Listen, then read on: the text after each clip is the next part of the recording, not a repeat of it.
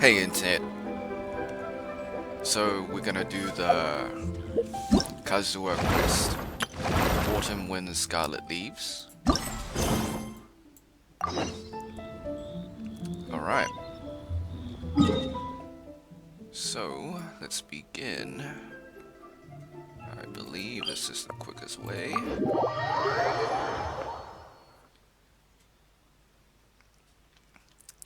I hope YouTube doesn't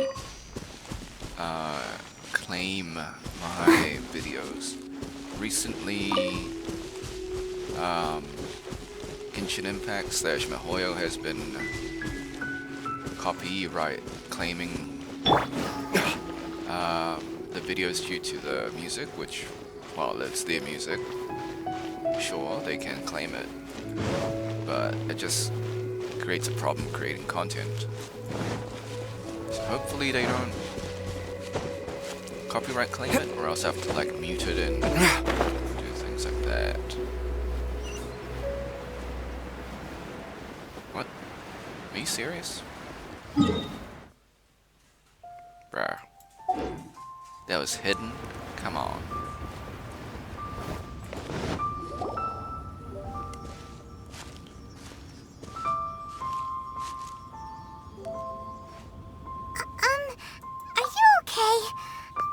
Never imagined your brother would have sided with the Abyss.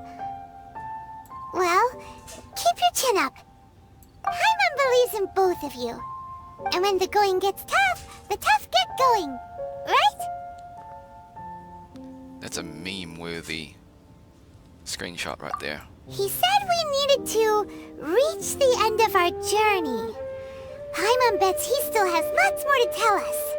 And we won't find out what this journey is or where it will end unless we keep going. It's not so much the destination, so much the journey. Aw, don't mention it, partner. Travel buddies are supposed to look out for one another. Although, where should we go next? If we want to continue with the journey... Oh, you mean the god that took your brother away in the first place? You're right. After all, everything that followed, all this confusion, it all started with her. Yeah, Paimon bets she's the key to understanding this whole mystery. Well, we've ruled out two gods so far, the Animo and Geo Archons. So, next...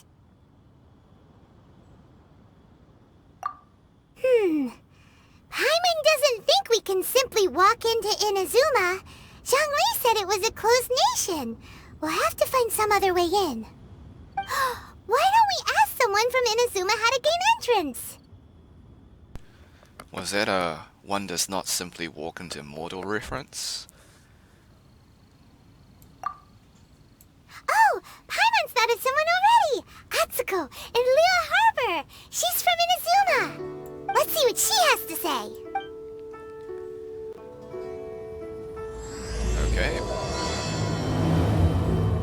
So of course we will do this in parts, just because having a 1 hour video is way too much, so I'll try and keep it to 20 minutes max, or 25 at the most. Plus because it takes so long to render game videos. Okay.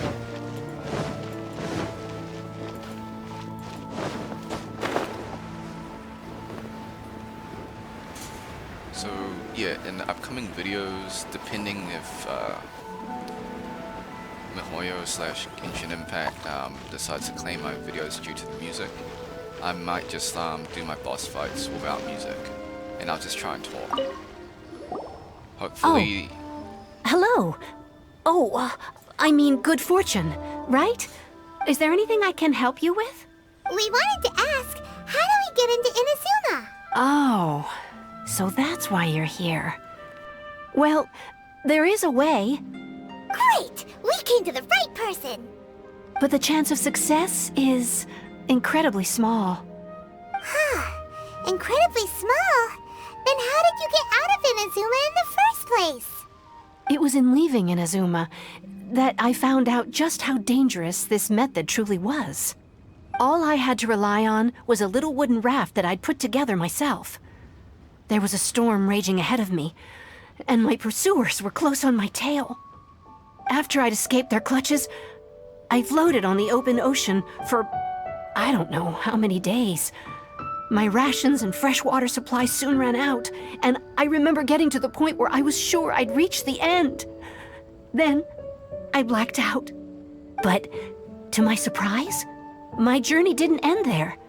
Or to put it another way, a new beginning found me. That's right. I escaped by the skin of my teeth. The fact that I'm even alive to tell the tale must be a sign that the gods were watching over me. What a horrible journey! And you set off knowing how dangerous it was? Why? Well, because everything is just too restrictive over there. The atmosphere is so stifling. The Kanjo Commission subjects everyone leaving or entering the nation to a protracted approval process, and I felt like I didn't belong there. Kanjo Commission? What's that? Along with the other two commissions, they oversee everything in Inazuma. We usually collectively refer to them as the Tri-Commission. I suppose they're equivalent to the 8 trades under the Liyue Chising. One of the obligations of the Kanjo Commission is to conduct rigorous identity checks on all individuals leaving or entering Inazuma. All non-nationals are processed centrally on Rito upon arrival. Meanwhile, the Tenryo Commission is responsible for implementing the recently promulgated Vision Hunt Decree. They act like the executive arm of the Raiden Shogun's rule. Loyal, yet unfeeling. It doesn't feel good to speak ill of my home like this. But after spending so long under that oppressive atmosphere, I begin to lose all hope for the future. What I mean to say is, unless you have an extremely compelling reason to go to Inazuma, you should abandon your plans of trying to get there. Okay. Interesting. You should know that the sea around Inazuma is engulfed in a perpetual tempest of wind and rain. Supposing you survived that, you would still need to get past the samurai guards that enforce the Sakoku Decree, the closed nation policy of Inazuma. And even if you did manage to find a way, you'd still have to produce the necessary documentation at the Rito Center for processing Outlanders. Otherwise, you'd be kicked out immediately. Seems like they really don't want anyone setting foot in Inazuma, huh? They only set that up as a port to guarantee a supply of goods and information to the island. Most Outlanders would be unable to acquire the documentation needed. But if you really are set on going, there is one thing you could try. The raft idea sounds a little on the dangerous side. Plus, Paimon would definitely get seasick.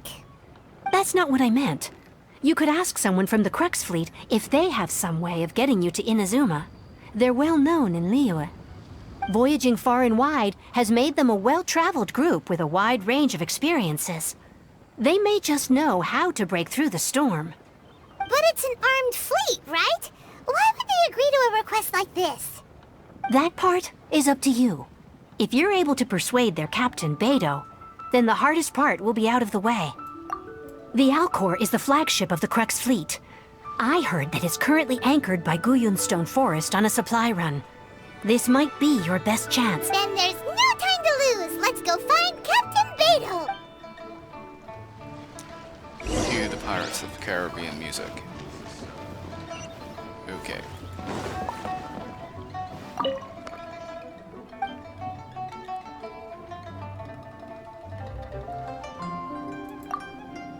Are you the guy that can take me to that boat? Yes, you are. Okay. Cool, cool, cool. 900 meters? What? Oh. Oops, wrong boat. Alright, okay, I guess we're going here. And no, we are not using Kaya's ice bridge. For once, Binti is right. Gliding would be faster.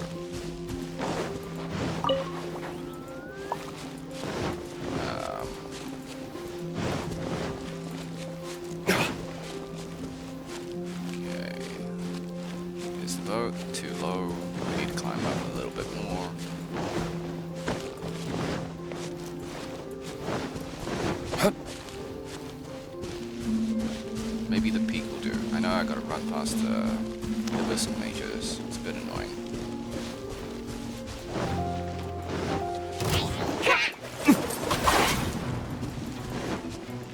Yep, don't mind me. I'm just passing through. Dodge. Fire things at me. Teleport, please.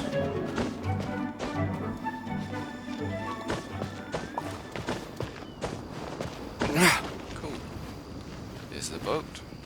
Let me just get some stamina. You know what? Let me just switch teams. Oop.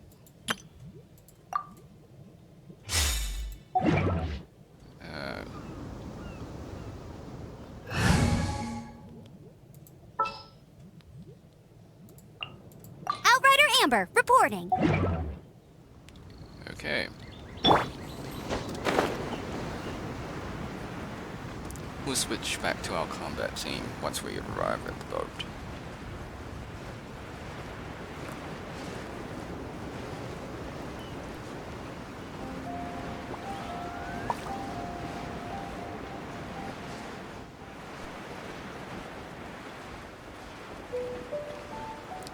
See, this was a lot faster than using an ice bridge. Okay. Well, I'm gonna land, and I'll switch back to team and talk to Beto. Alright.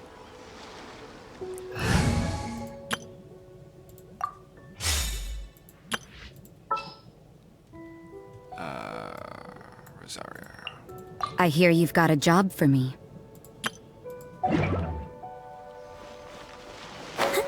That is my crystal butterfly chasing team.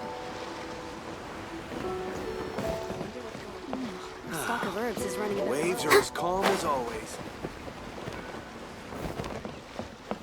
Ahoy there, mateys! Time to set sail. What does really mean?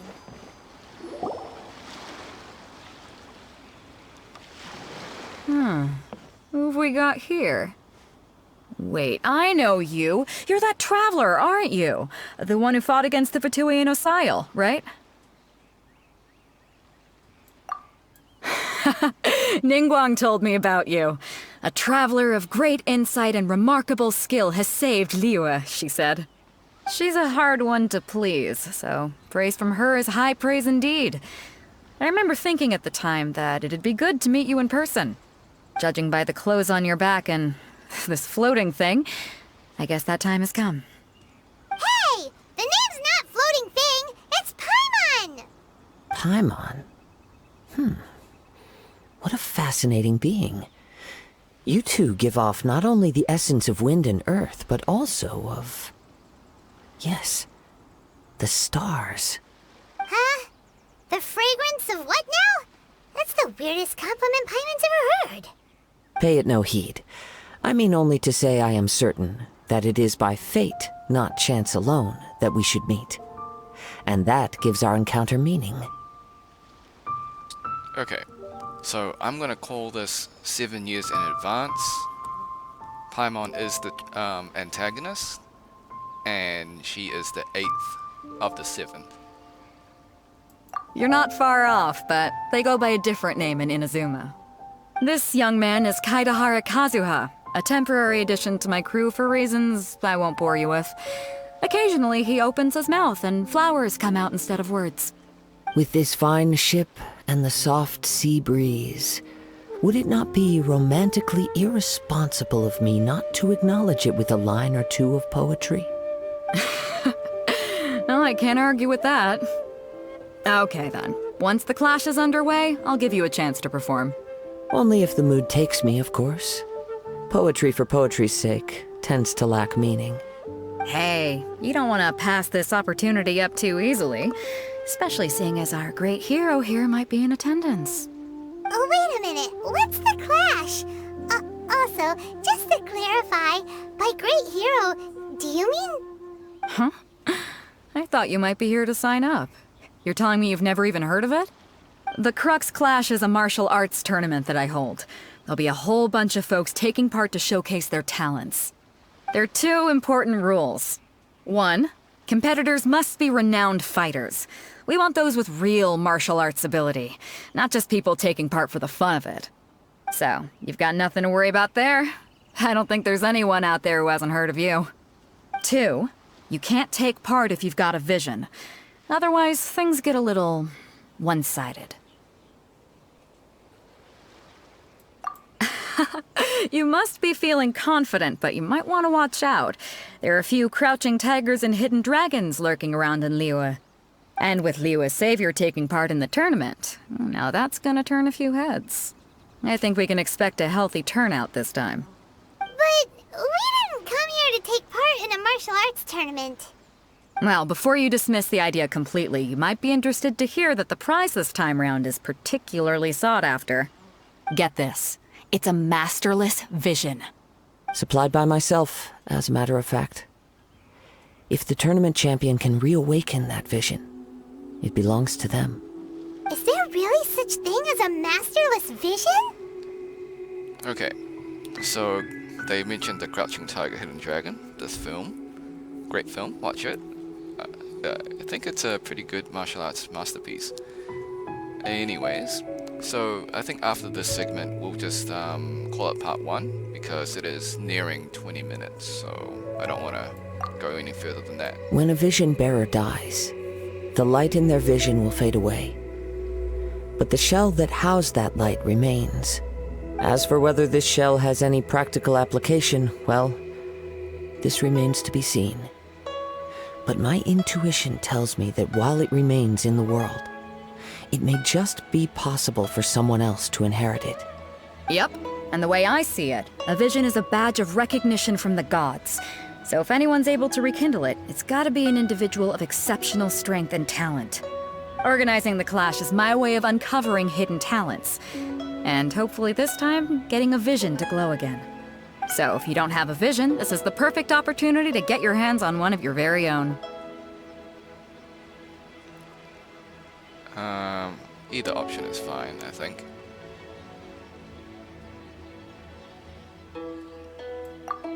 Yeah, we're interested in getting to Inazuma, not fighting in some tournament.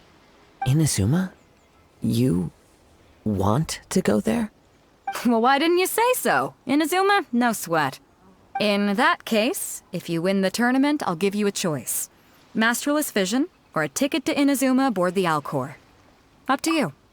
You just want her to take part in your tournament. What's wrong with that? The more talent we have, the better the tournament will be. I couldn't let a competitor like you fall through the net. What are we gonna do? Looks like... Great. Then let's get you signed up. Head to the tournament arena in Guyun Stone Forest. Kazuha and I will be over soon. It seems like... World do those symbols really mean? Okay, cool. So we'll call this part 1. Sound of the ocean Thanks for waves. watching. I hope you enjoyed this so far.